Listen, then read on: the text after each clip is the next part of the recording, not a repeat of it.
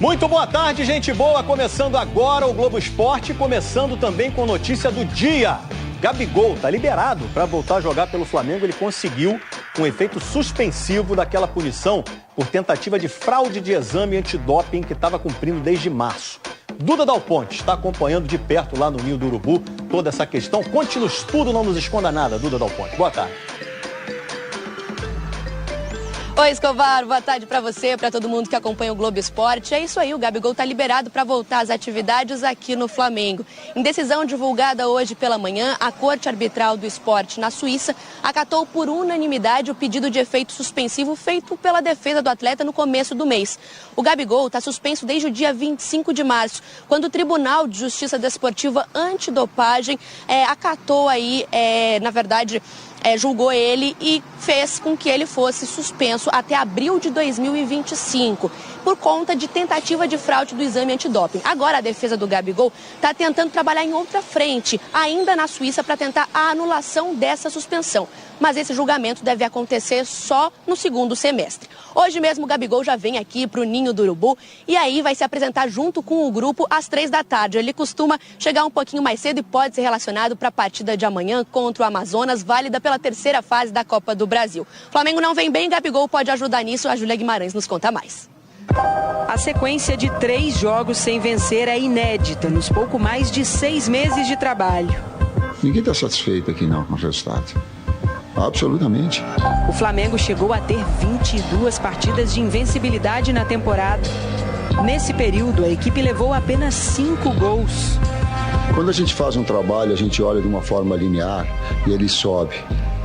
Em alguns momentos, inevitavelmente, ele vai descer e vai perder confiança. Nos últimos 3 jogos sem vitória, sendo 2 derrotas seguidas, a defesa já foi vazada 4 vezes. Savarino bateu! Gol!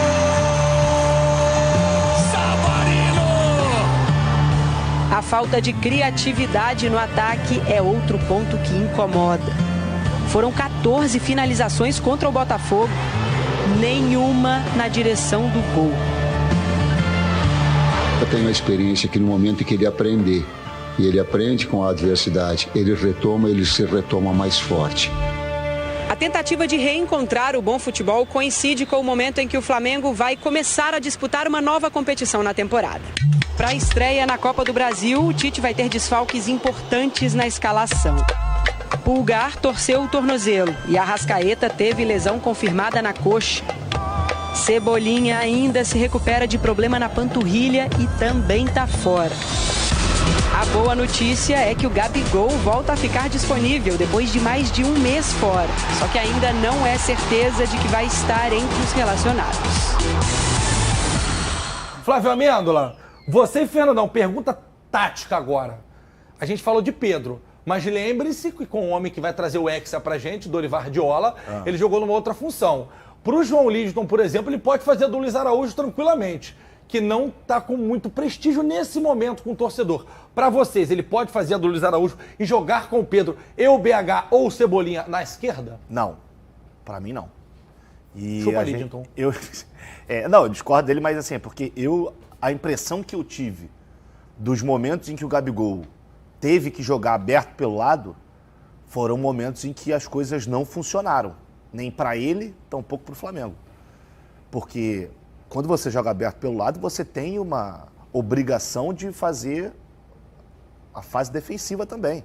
Não dá para você ficar só lá na frente. Claro que você pode encontrar alguma forma de mexer nisso, mas um time com Gabigol, Pedro, aí bota o Cebolinha, que é o titular, e o Arrascaeta, geralmente é o Arrascaeta que faz essa dupla com o Pedro lá, esses 2 homens primeiros da frente fazendo essa pressão.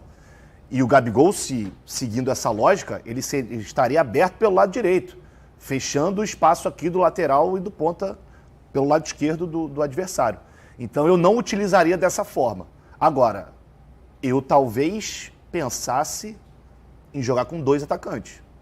Só que para você jogar com 2 atacantes, você vai ter que abrir mão do 4-3-3, que é algo que o Tite, eu não sei se ele está disposto a fazer. Ele até cita na entrevista coletiva dar um passo atrás, para as coisas voltarem a acontecer, mas eu acho que esse passo atrás vai ser tirar um ponta, que provavelmente, no meu ponto de vista, vai ser o Luiz Araújo, e colocar o Gerson.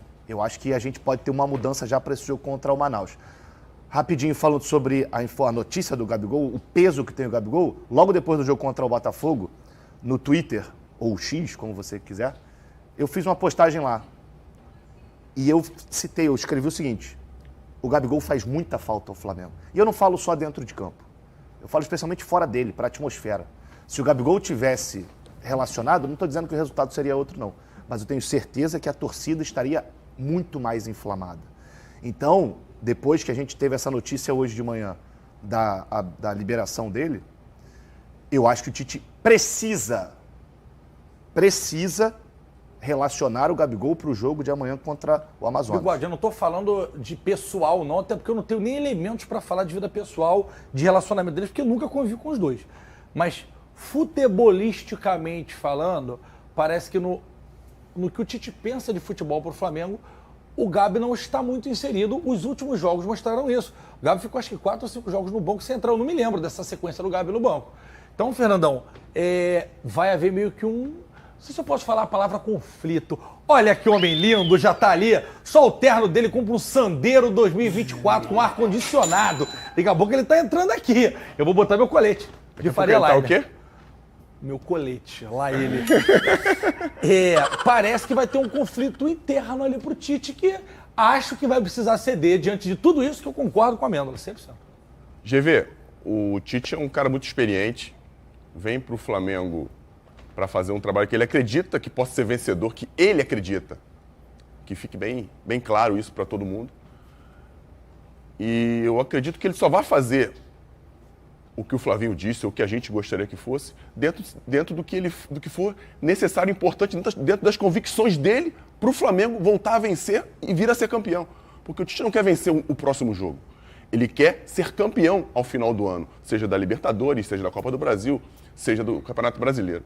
E para ele jogar com o Gabriel e o Pedro juntos, não vamos esquecer que quando isso aconteceu com o Dorival, o Flamengo jogava com um tripé no meio-campo. Não era com 2 homens abertos, não era com 2 linhas de 4, não era no 4-3-3, eram com um tripé. Com o primeiro homem era Pulgar? Era Thiago Maia, João Gomes. Thiago Maia, João Gomes e Everton Ribeiro. O tio Gerson? E Everton Ribeiro, não. Ele estava fora, eu acho. Porque era um losango, né? Isso aí, um tripé com a Arrascaeta na ponta desse tripé, o Gabriel e Pedro na frente, com o Gabriel com mobilidade para se movimentar pelos lados. Dentro do que o Tite acredita por futebol, isso é muito difícil acontecer. Pode ser que aconteça, mas eu acho muito difícil. Abrir o Gabriel numa linha de 4, marcando o lateral, você vai tirar o que o Gabriel tem de melhor. É a mobilidade no ataque, é a possibilidade de atacar os espaços e confundir a defesa adversária, coisa que o Flamengo precisa muito nos jogos que vem acontecendo. As defesas vêm estando muito bem preparadas, bem posicionadas, fazendo muito bem o balanço de um lado para o outro. E o Gabriel, um jogador que ataca os espaços, que muda de direção, que abre espaços para Arrascaeta, para Bruno Henrique, Cebolinha, quem quer que seja, se movimentarem na frente da defesa, faz o jogo ficar diferente, mais dinâmico. Essa é a grande diferença que o Gabriel pode causar na equipe do Flamengo. Mas botar o Gabriel para marcar do lado direito, eu acho que é um tiro no pé. Tanto no do Gabriel, quanto no do próprio Flamengo. Mas ofensivamente não ganha? Porque o pessoal fala, o Luiz Araújo ajuda muito na marcação, mas a gente precisa lá pra frente, né? GV, gente não, o Flamengo, vou falar pressa. Para com esse negócio GV, aí. Vamos fazer uma breve reflexão. No primeiro tempo do jogo contra o Botafogo, o jogador mais perigoso do Flamengo foi o Luiz Araújo. Foi mesmo, jogou bem, só que foi meio fominha também. Teve uma que o BH nem é de abrir o braço, mas abriu o braço pra ele. Isso aí a gente nem cogita, porque tá na frente da área aí, o cara quer finalizar.